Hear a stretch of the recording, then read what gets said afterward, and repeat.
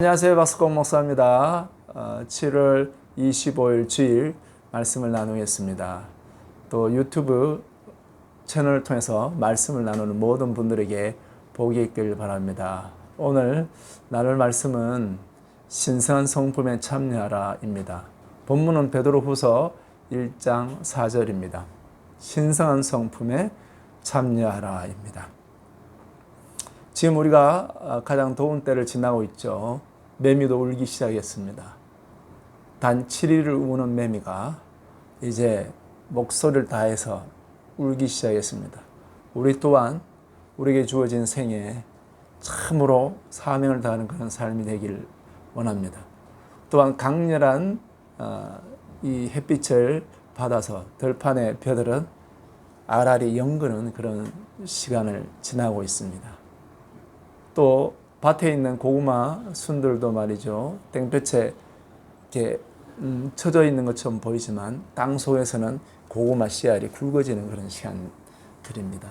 또 밭에 고추도 지금 땡볕을 받아서 빨갛게 익어가는 그런 시간들. 이게 바로 8월을 앞두고 있고 7월 말에 제일 더운 시즌에 우리가 겪는 농사입니다. 그렇습니다. 그와 같이 열매를 익어가듯이요.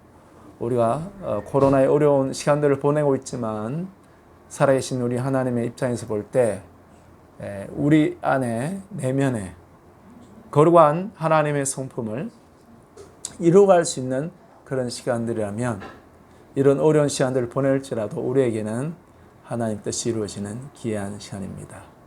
사도 베드로는 예수님이 제일 첫째가 제자이지 않았습니까?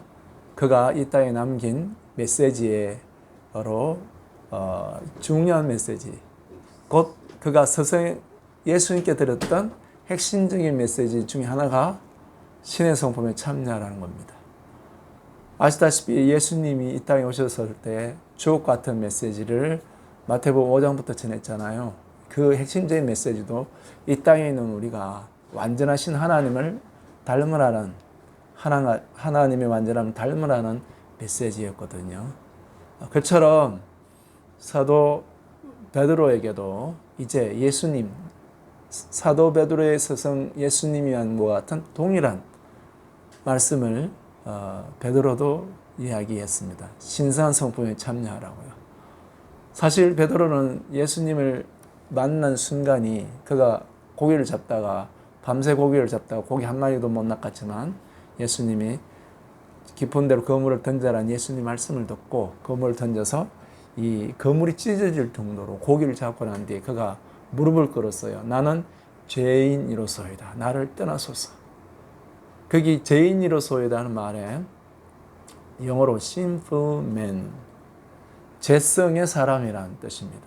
그러니까 드디어 베드로는 자기 안에 내면의 죄성을 발견했죠. 밤새 수고하고 뭐 안 될 거라는 건 생각이 사로잡혀 있는 그에게 이 땅에 오신 하나님 아들 그 예수님의 말씀은 깊은 데로 그물을 던져라. 예수님의 말씀은 초월적이고 바로 기적을 일으킬 수 있는 그 신성한 말씀을 주신 분임을 그가 만났을 때 자기의 죄성을 보고 무릎을 꿇었잖아요. 그런 베드로였는데 나중에 예수님이 십자가 지시고 그리고 그 예수님이 이제 무덤에 누이셨을 때 베드로는 그 예수님을 따라다녔던 예수님이 죽겠습니다 했던 그 제자가 예수님을 떠나버리고 나는 다시 고기 잡으러 간다고 했잖아요.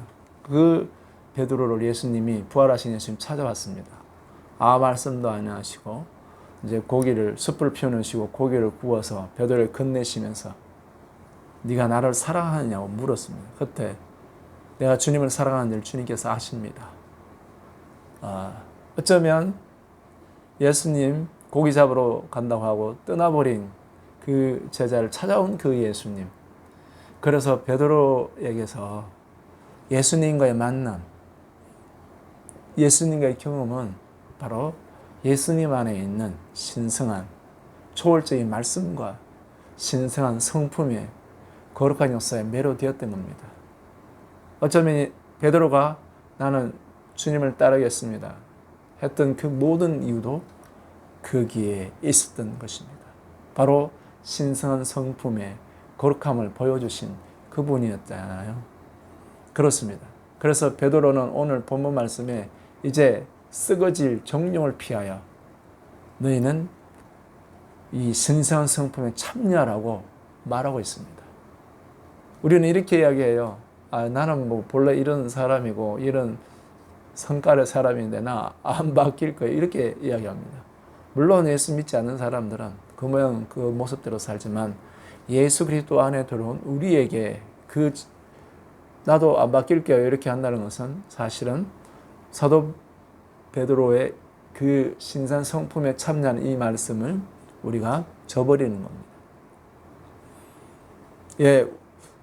사도 베드로는 3절에도 이렇게 말했어요. 그 신성한 능력을 통해서 생명과 이 경건에 속한 능력을 주셨느니라 이렇게 되어 있습니다. 그렇습니다. 살아계신 우리 하나님께서는요, 우리 안에 혈과 육의 그런 속성의 사람을 어쩌면 처리하는 거죠.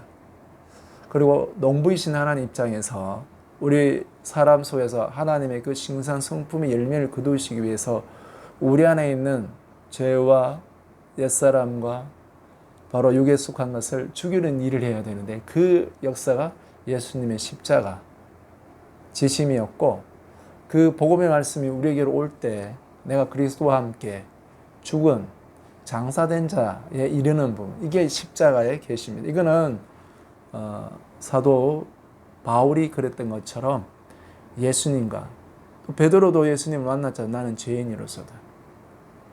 그분의 의의 능력, 그 은혜의 구속의 능력이 아니고서는 나는 이 본성적인 혈과 육의 여기서 구속받을 능력이 없다. 사도 바울은 이 죄의 몸에서 누가 나를 구원하랴 이렇게 말했습니다. 그리고 내 속에서 어떤 그 죄성의 열매들이 죄가 움직이는 열매를 나타내는지 사도 바울은 자기 안에서 그것을 경험했습니다. 그것은 베드로의 경험도 마찬가지였고요. 우리 안에서 우리가 여전히 나는 이런 사람으로 살 거야. 난 여기가 좋아. 그런다면 적용이 안 되겠죠. 그러나 복음 안에서 사도 바울이 이제 생명과 경건에 속한 능력을 주었으니 너희를 부르신 그 영광과 덕에 이렇게 말하고 있습니다. 살아계신 우리 하나님은 우리를 죄를 짓는 죄에 속한 그런 예수님이 말했거든요. 죄를 지으면 마귀의 자녀라고 이렇게 돼 있죠. 우리는 그걸 알아야 됩니다. 나는 그냥 부모님의 자녀로만 생각했는데 죄를 지으면 죄의 자녀가 마귀의 자녀가 되어버리죠. 하나님의 뜻은 그와 같은 일을 멸하시고 그리스도 예수 십자가 안에서 우리를 거기서 벗어나 해방되게 해서 그리스도 예수 우리 주님의 생명이 심겨져서 그 생명의 속성이 열매 있는 사람. 그래서 우리에게 땡볕과 같은 고난의 일들이 코로나와 같은 이와 같은 긴 시간들이 우리에게 예수 그리스도 그분의 성품에 도달하고 성품을 우리 안에 형성되는 복된 기회로 삼는다면 인생의 땡볕과 같은 그 어떤 고난도 우리에게는 복의 기회입니다. 하나님은 그렇게 역사를 다스렸고 인도하고 있습니다. 저는 오늘 말씀을 나누면서 사도 베드로가 말했던 신성한 성품에 참여하라는 그 메시지를 여러분도 받으시기 바랍니다. 나는 안 바뀔래. 난 이런 사람이 아닙니다. 그런 모습을 보면서 내 속에 있는 여전한 죄성과 여전히 예수님의 이 십자가 안에서 나를 거기서 해방되게 해서 바로 그분의 속성이 심겨져 신선 성품이 나타나게 하는 그 뜻에 거부하고 있는 나를 돌이켜야 됩니다. 태도를 바꿔야 됩니다. 바로 생명과 덕에 부르신 그분을 알 때 우리가 과거에 나의 그와 같은 태도와 마음과 습성들을 돌이킬 수 있는 자, 회개하는 자가 됩니다. 그럴 때 우리 안에 이제 예수 그리스도를 십자가 계시와 함께 우리에게 부어주신 생명의 영, 성령의 생명이 우리를 주장해서 우리의 삶 속에서 하나님을 닮은 성품들 이룰 수 있게 합니다. 좀 더 말씀드리자면 우리는 하나님의 전지전능하시고 무죄하신 그런 속성에는 우리가 일치할 수 없습니다. 그러나 성품에는 일치할 수가 있습니다. 하나님이 사랑한 것처럼 사랑할 수가 있고 그분이 인자한 것처럼 인자할 수 있는 사람으로 변화되는 거예요. 그래서 우리가 하나님의 아들이라 일컬어지는 거죠. 입으로만 아닙니다.